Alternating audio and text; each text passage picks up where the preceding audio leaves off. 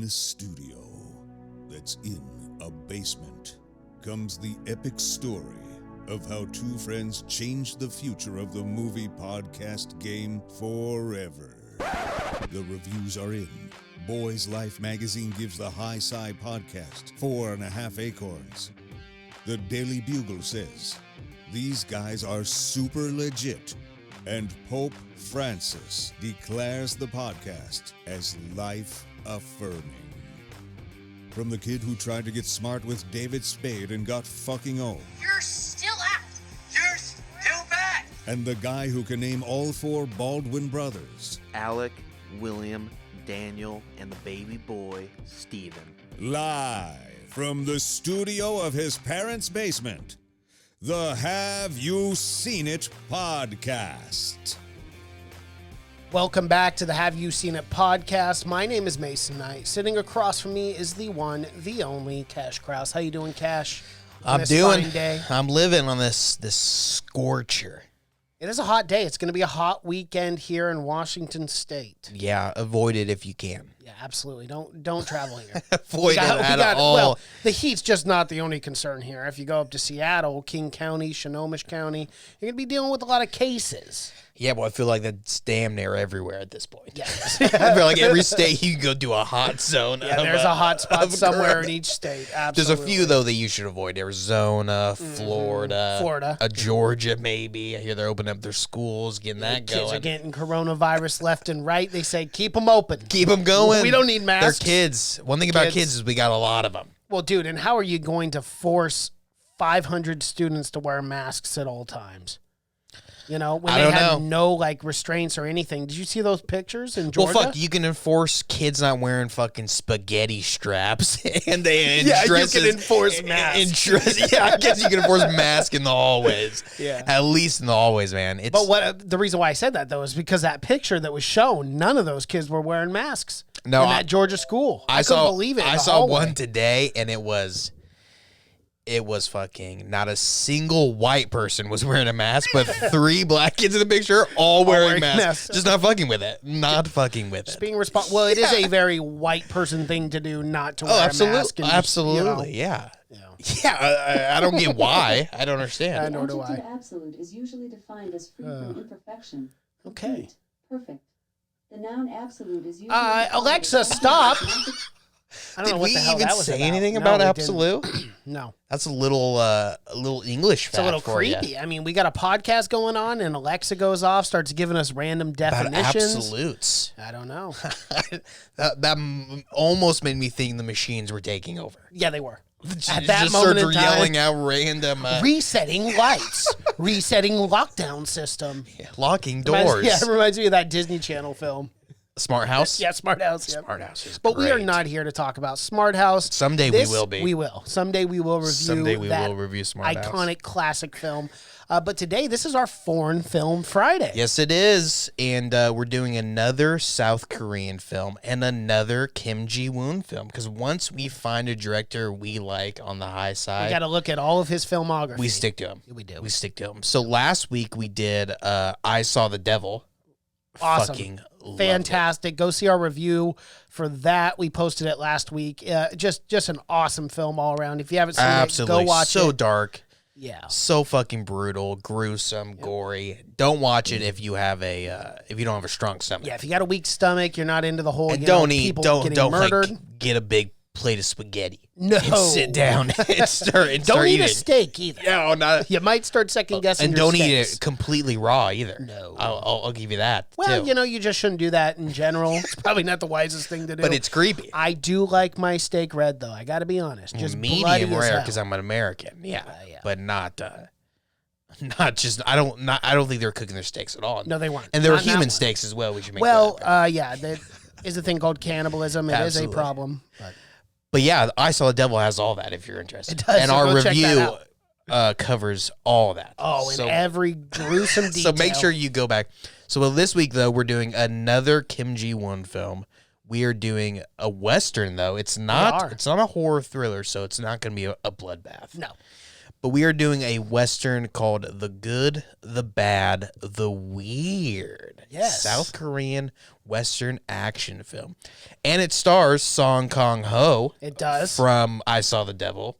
Still a badass. Of course. He'll never play. I don't know his full filmography, but I feel like you can't get this guy just to play like a dramatic role. He's got to be kicking ass in some kind of matter. Yeah. Yeah, and also he was Parasite. Song I Saw the Devil, but Song Parasite. Kang-ho's from Parasite, but And Snowpiercer too. oh yeah, Yep. Oh yeah, he's great in Snowpiercer. He's awesome in everything. Yeah, he is. Great actor. But Lee Byung-hun is from There I you Saw go. the Devil. That's the guy, and he's got like a Fallout Boy, like mid 2004 haircut in this. He does, which is so like on the nose for what 2008, 2009 was. It's like, how many people ever heard of closing the goddamn door? And he's It's just like very. so I don't know if that emo was like a God. like I don't know what that's about, but yeah, it's very Fallout Boy. As I much shit digged it as though. we pitched it, it looked pretty good It on did. him It's though. He somehow- pulled it off. it's He's some- like the one Oh, guy yeah. who could pull it off. That White look. guys No. cannot pull off the slick bangs down. Well, that's why you don't see it anymore. I think there were too many problems. Sometimes with you that. do. Unfortunately, unfortunately. you still see them on Well, the it's a streets. dime a dozen these days. So Skin tight, skinny jeans, still wearing Vans. I see it all the time. But oh man, yeah, he's great in it. He's the badass I was talking about, and he's a badass in this. He plays the bad in this. the bad, yes. Yeah, kind of a bad guy, kind of not, because in Well- the end we end up finding out it was kind of a misidentity kind It of was thing. definitely. But well, let's get in. What did you think about the good, the bad, the weird? This one word to describe this. You ready? Fun. I already knew we were going to say. Fun. Yeah. This was one of the most fun films. There were times where, and again, this is a 2 hour and 10-minute film, okay? Or no, 2 hour and 20-minute film. Yeah, Yes. 2 hour and Yes. 20-minute film. And there were times where I would grab my phone and I would just like try to check it real quick. And then you have to I immediately look up, yeah. I couldn't. I put my phone down within 10 seconds of me picking it up and 3 times. And normally, like, I'll pick up my phone for 2 minutes and then I'll have to skip back to. I couldn't even do that with this film because I was like, man, this film's. I'll just keep putting my phone down. I don't need it. No. Like, this was just, it was fun. That's the best thing I can say to describe this. From the opening scene to the train. I mean, and I love the cinematography of this, too. I thought they did a great job overall with the cinematography is fantastic. Yes. And that's like it's a combination of like the good, the bad, the ugly, and a movie that we just reviewed, Indiana Jones. Mm-hmm. It's Absolutely. it's like it's a Western, but it's also an adventure. And adventure exactly, story, yes. for But sure. also the humor associated with how Indiana Jones, Yeah. one scene in particular. It is very funny. It was hilarious. Yes. When the weird jumps down off the bamboo and he holds it and then it smacks the guy in the face. I was just like, that's brilliant. Yeah, it's so really funny. good. There's so many great few comedic really moments. really funny Yeah. scenes, but yeah, it's like you said, from start to finish, man, it does not let off the gas. No, it and doesn't.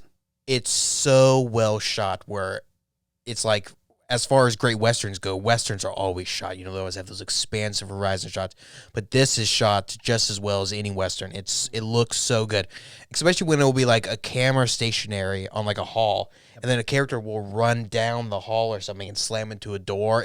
I love those shots. But the opening shot on the train though, following the guy selling stuff or whatever, it's a single take, and there's so many different parts going on.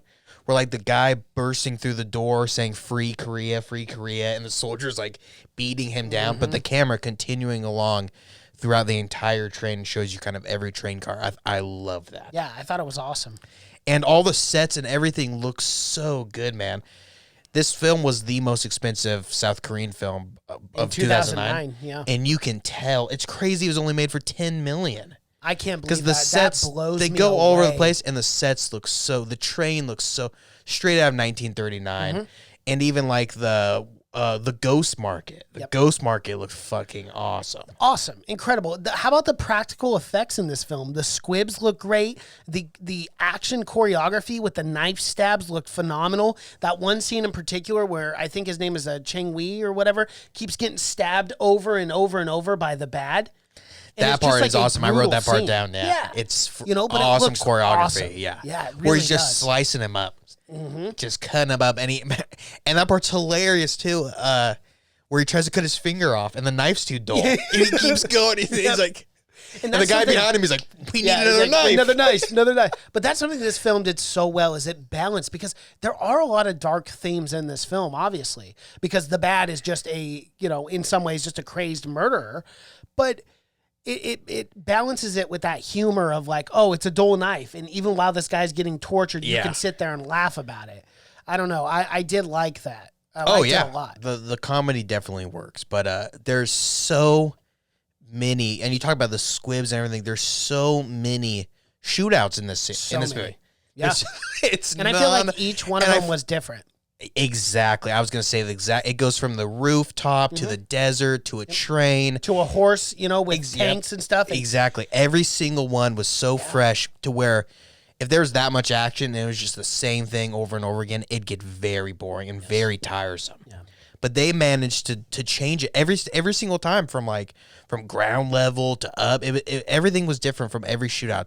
The last shootout lasted like 30 minutes. The desert scene, man, it forever, and it looked so good. And we got to talk about the horses. Remember, these are the horses that actually had to give their lives for this movie. They did. They looked like they were going down. Oh, they were going down. I kept noticing that too. I wish I had it known. Because honestly, when we brought it up, when we did this trailer reaction, I did notice those horses going down hard. And I'm like, damn, man, that is a committed stunt But that is how every horse goes down in every movie. Yeah. But you just have to assume that all the horses are fucking taking dives. Or they're not doing the right thing. Or at least putting pads down. In every Western ever, you see a horse doing the classic horse tumble where it tumbles forward. But it always looks real. There's no way they're faking it. No. There's no way they're putting like mats down or anything. It's brutal, but it looks good. No, it looks really good.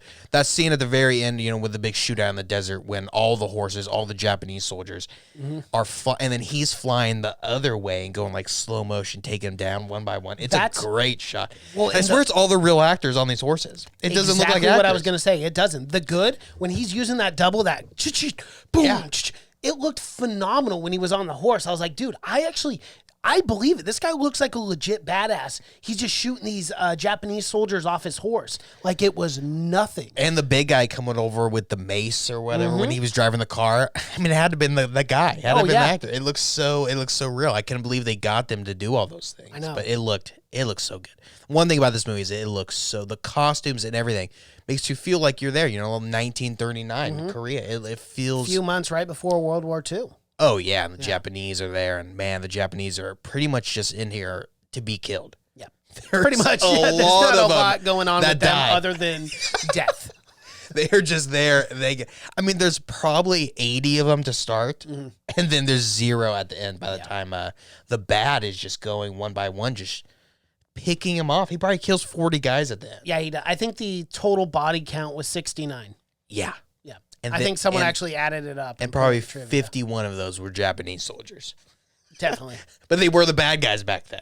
But again, I really enjoyed this script because I loved all the different people going after this map. You obviously had the weird, which he was kind of this alone robber kind of person, and then the bad and his posse. But then you also had the Manchurian bandits, those guys who were after it. And I love that scene when the weird's running away from the good.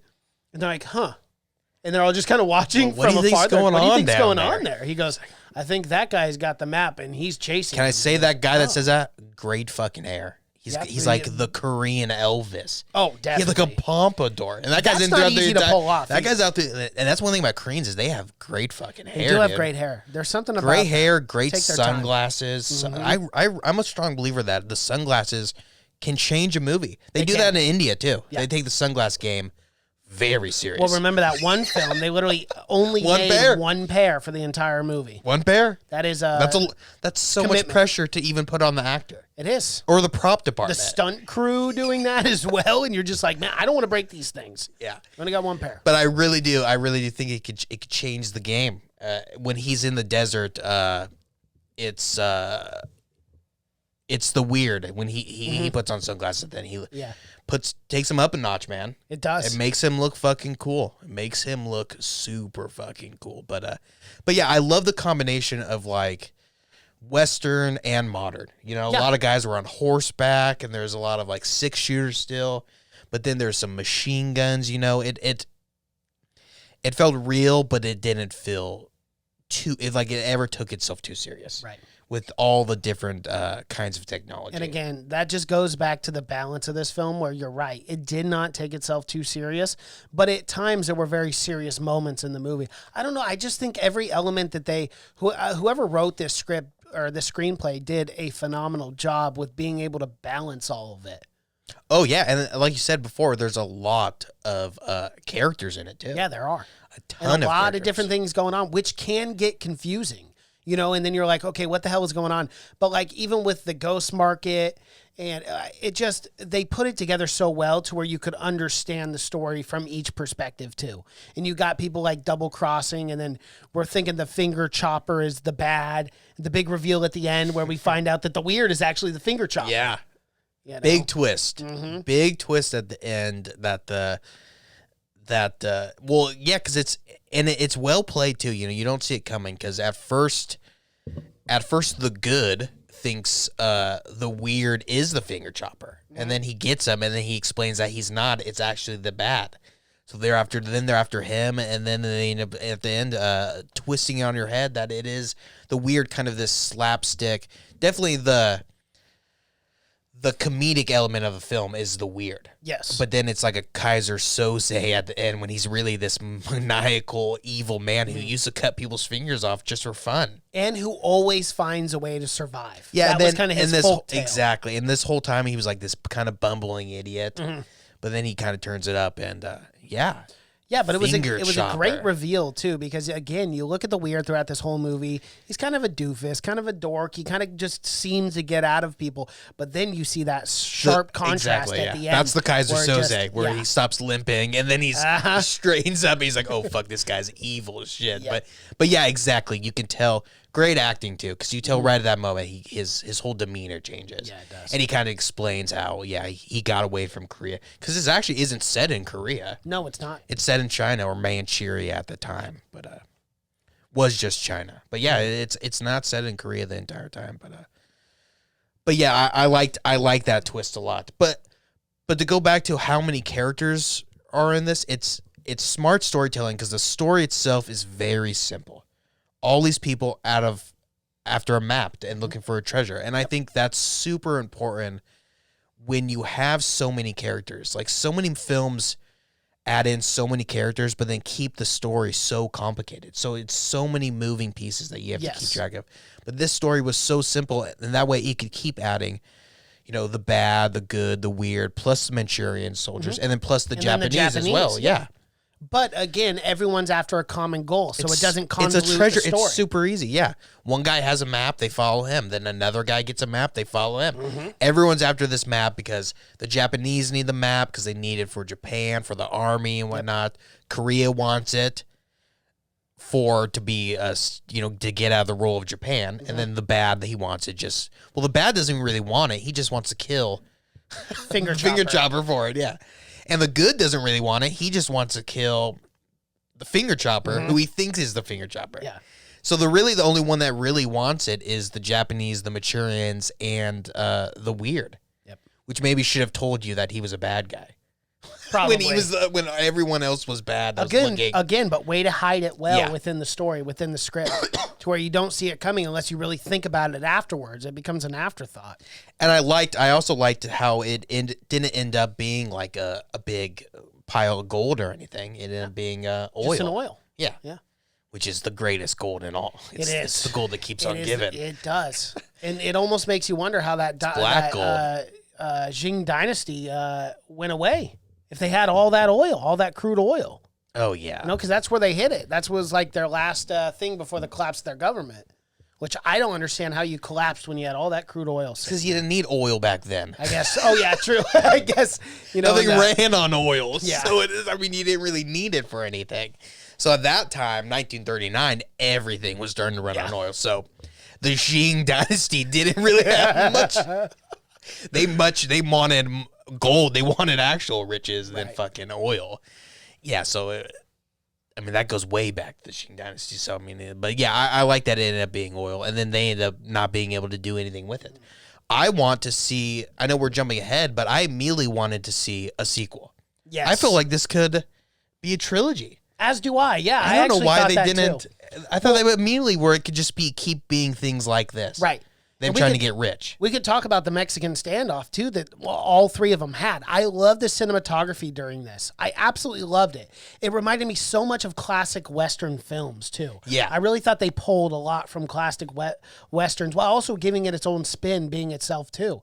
But those shots where, the camera pans over, and it just keeps going, and it's all three of them just showing their faces. And then it's the classic Mexican standoff. It is, yep. The portrait shot of each one of them, yeah. And then it is a great scene, and it works out. It comes, the entire story finishes off like a nice little bow. It's perfect. You end up with, you start out with these three characters, and then you pick up hundreds of characters on the way, and then you end up at the end right back where you started with these three characters. It's perfect. It is. And everyone else died off on the way to where even the bad at some point was killing his own guys. Yeah. The guys that wanted to leave. Well, I know. Well, how about that one guy, too, where he was just joking around with them? Well, he's just kind of wanted to shit talk. know. Why would you randomly do that? I don't know though? why you would The do baddest guy, the guy who you... The guy who you know, like, you talk bad to him one time, he will kill you in front of everyone to make an example of you. You're going to do that? You got to be a dummy. Yeah. You got to be a dummy. And he does. He kills him. Well, I liked it. And which he said, if you don't get up, I'm going to blow your head off. But he ended up killing him anyway. I know. So I'll just take my chances. I'm just going to stay sad. Maybe you won't. He's like, no, But, if I'm going to die, I'm going to die comfortable. Yeah, exactly. Yeah, I liked. Relax right here. He was awesome. The bad was awesome. He had a really cool death scene where he kills the old guy. And the old guy has a gun on him, and he's so fucking quick. He stabs him in the back. Yeah. He's so fast. Gun on him. He managed to get behind the guy, but tough bastard that guy was. Well, a tough bastard, but one thing I'll never understand is no one in this film ever played possum. Not one time. When you're riddled with bullets, it's really hard to think, I gotta just close my eyes and just relax. But the old man specifically, that knife was stuck in his neck. But he was still alive, and he's crawling away. It was probably just fucking nerves at that, or just pure. He's got a knife through his spine. He's got zero nerve. He's not feeling anything. Yeah, let me play possum here. Yeah, I'm gonna walk this one off someday. I never even thought he was gonna shake it off. He had a knife through his neck. Yeah, he did. But still a tough guy. You gotta admire it. Oh my God, you do. But everyone has to die. Everyone has to die, and it's not always a shame or whatever he says. No. Everyone dies for a reason, I guess he says at the end. But we got to talk about the guys that get stabbed in the assholes. See, again, that was the funniest part. It was hilarious. Dying, because the first time it happens, you're like, what the fuck? That's crazy. You don't see that very often in a movie. And he stabs a guy, and then he kicks it into his and then you just hear it go, and you're like, oh, that's not good. And you're like, man, you don't see that. And then another guy comes in. Well, it was the kids who stabbed him in the butt. And then and then that's not the funniest part. The Japanese soldiers come in after it's all done, and the two guys are just laying on the floor with knives in their ass, sticking out of their asses. And the Japanese a commander, where he's like, he must be some perverts or something. He's like, I've never seen a death so brutal. Two people stuck in. It's like, they must be perverts or something. We don't know what we're dealing with here. It was so funny. It was. This movie has more people getting stabbed in the asshole than you'll see in any other movie, hands down. 2 more than you'll ever see in any other film. You might see one, but you won't get 2, and you won't get 2 back to back. No, you will not. So this film is truly special. It is special in that sense alone. But that's, just a way that, I worry about death constantly, and now I have one more worry. I don't want to die by asshole stabbing. Is there a worse way to go? No. There's think about no how way. painful. That's There's no way. painful, man. And then he's kicking it in, so it's just, it's in your gut. Yeah, it's not good. It's just moving around up there. Well, and then everyone, when you're dead, and then everyone impale people. That's pretty bad. I know, but impaling, they used to go up your. But even that, I think, is quicker. Some of them would stay alive for 24 to 48 hours if they did it right. What? Yeah, I'm dead serious. Yeah, how's that impossible? It would go through your heart. No. You're gonna have to look it up. I'm after gonna the have to. podcast. I will show you. It's fucking. Because the ones wild. I've seen are huge. I mean, they might be alive, but I mean, I'm guessing it's like a chicken with its head cut off alive. Yeah, it's of course. I don't think it's like fuck. This hurts. I don't think that kind of thing. Yeah, it's not like the price of living's great. Yeah. At that time, I think you're just wanting. To I don't think you're die. talking to people still. No, you're not. Well, it'd be kind of hard to do that. But yeah, that's a way to go. We got to talk about this. We briefly brought it up in the trailer reaction, but there were two versions of this film that were released in cinemas, one being of the native Korean market and the other for international sales. But what's really weird, though, the Korean theatrical cut is 136 minutes long, and the international cut is 129 minutes long. The Korean ending is more upbeat than the international version. Well, yeah. And I read, we can read part of it here, but pretty much the Korean version was like, had them pretty much all live. Mm-hmm. I mean, all pretty much kind of just get up and walk away. It was weird. I haven't seen that version, but the version I saw sounds so much better. And I thought it was the perfect ending. And it's the intended version of the director. Yes. He said the international, which is so weird that your home country doesn't get the version you want. And I almost wonder if that's because they prefer to walk away with a film knowing that the heroes won. That's 100% is what it's for some weird reason. But for me, I like when the heroes don't always win. I guess they didn't see The Departed, or they didn't see I Saw the Devil. Yeah, that's true. Because I mean, yeah, well, that guy walks away, but satisfying. But he's but it's a going to very jail the rest of his depressing ending. life. It's the most depressing ending For sure. So I guess what this came out in 2009. It did. That's really weird to me. That's a cultural thing for sure that we can't understand. But Yeah, absolutely. But to think that people couldn't handle it. Like what's gonna happen? It's gonna be mass suicide.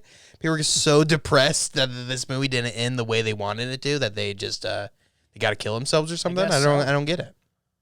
Yeah, I like our version. Yeah, I liked it a lot better. I thought it love was the the ending. perfect. I I love thought it was the where perfect ending, especially for a Western too. Yeah. like that's the way you want Westerns to end. Because guess what?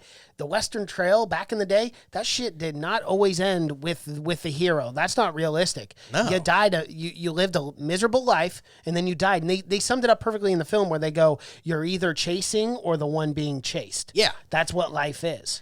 And to have your Western end in a Mexican standoff, that's the It's dream. iconic. It is the dream. Like If you you're can gonna do write a it Western, well and if you're in gonna do a script- Western, that's quote unquote based on Sergio Leone's, which I don't know. I mean, it definitely took Western ties, but it was his own thing as well. But yeah, that's the way you want it to go if you're gonna do it. And I love the director said instead of a spaghetti Western, he calls this a kimchi Western. Ooh. Yeah, because they have kimchi in Korea. So, Okay. but that makes me think that there'd be a whole like genre of Westerns from Korea, but Yeah. there really isn't. I don't know. From the Western I that wish we there saw, was. they did it well. They I know. did it really well. I walked away from this film just so impressed. Like just Yeah.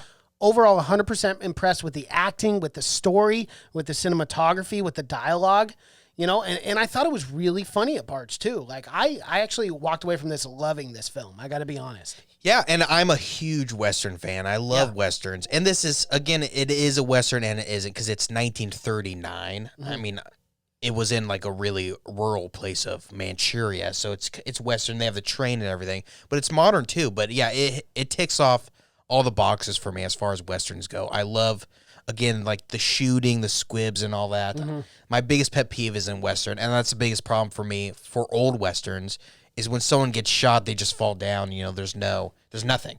No shirt blowing up or anything like that. But this one took the time to do that every single time. And there are a lot of people dying in this. Yeah, and one of my favorites, a small thing, one of my favorites is right at the start when they do the train and then the Japanese come. There's a guy like looking out the window. And he gets shot in the head. Blood just sprays. It's an awesome part. It's super cool. Got to But feel bad for that guy, though. Didn't see it coming. just what's going on, fellas? Hey, what's A lot of horses out here. And immediately, too, they were just shooting the civilians. I'm like, they have nothing to I do like with that. this. Yeah, I Kind of brought a I like dark that scene element a to lot. it Yeah. right away. And Set the tone. well, made sure you knew the bad was the bad. Was the bad. Yeah. Yeah, and it made sure you knew the weird was the weird. When he slaps the lady, I like that a lot.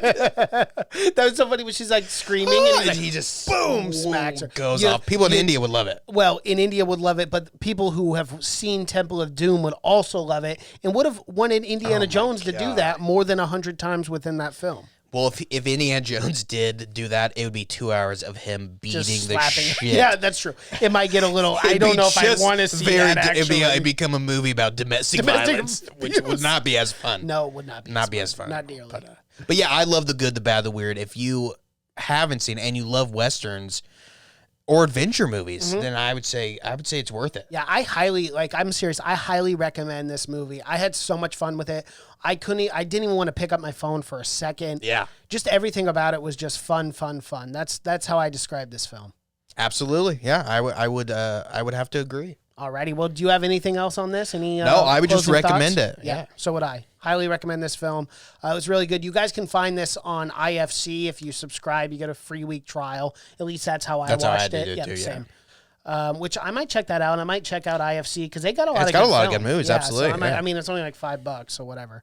At this rate, I'm basically paying for cable with all my subscriptions, but it works. IFC's always had good stuff, yeah. it does. And they get the rights to a lot of like South films, Korean too. and foreign films too, so it's worth it. Definitely. Alrighty, well, that is our review for the good, the bad, the weird. If you guys like what you're seeing here and you're watching on YouTube, be sure to like this video, comment below, subscribe to the channel, hit that bell notification as we drop videos here every single day. If you're listening in audio format, podcast, Spotify, iTunes, SoundCloud, Google Play, and Stitcher, social media pages, Twitter, Seen It Podcast, Cash is on Twitter, that's just Cash, Instagram, Have You Seen It, Facebook, Have You Seen It Podcast. Thank you so much for watching and listening. My name is Mason Knight. That is Cash Krause, and until next time. Bye.